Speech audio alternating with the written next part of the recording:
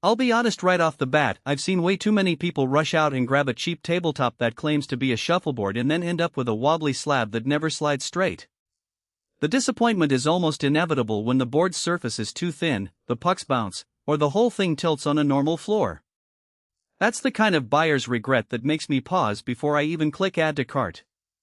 So the question I kept asking myself while researching this thing was, does the Playcraft Saybrook feel like the smarter buy, or is it just another fancy name on a flimsy frame?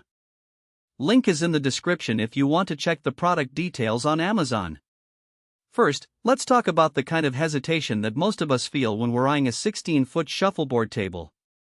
It's not just the price tag, it's the commitment of space, the assembly headache, and the fear that after a few games the surface will start to warp. I've read a handful of forums where people mention trying a budget board, only to discover it's impossible to level and the pucks just slide off the edge. That's why I dug deeper into the Playcraft Saybrook's design philosophy before even pulling it out of the box. The Saybrook arrives as a DIY knockdown package. In plain English, that means every piece is shipped flat, and you'll need to assemble it yourself. The upside? The box fits through a standard garage door, and you can break the whole thing down again if you need to move it. The downside?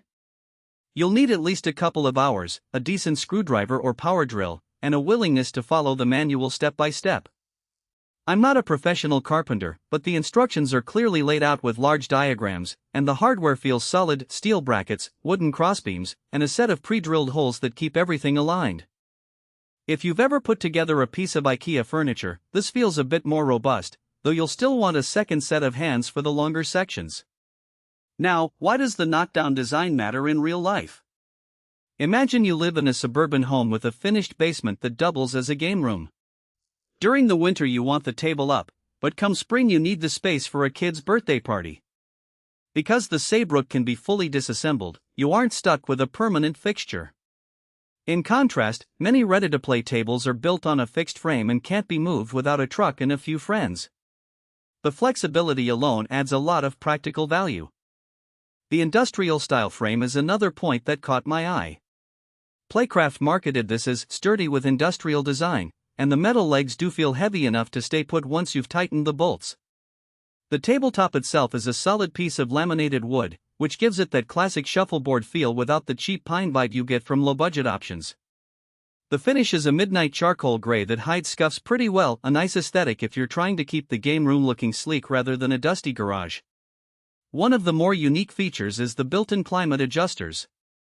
Shuffleboard is notoriously sensitive to temperature and humidity. A dry room can make the wax too hard, while a humid space can cause the pucks to stick. Playcraft includes a pair of small dial-type adjusters that let you fine-tune the tension of the playing surface. In practice, you'll set them once after you've leveled the table and then check them after a big weekend of play. I tested the adjusters by moving the table from a heated basement into an air-conditioned living room, and the dials made it easy to get the surface back to a consistent slide.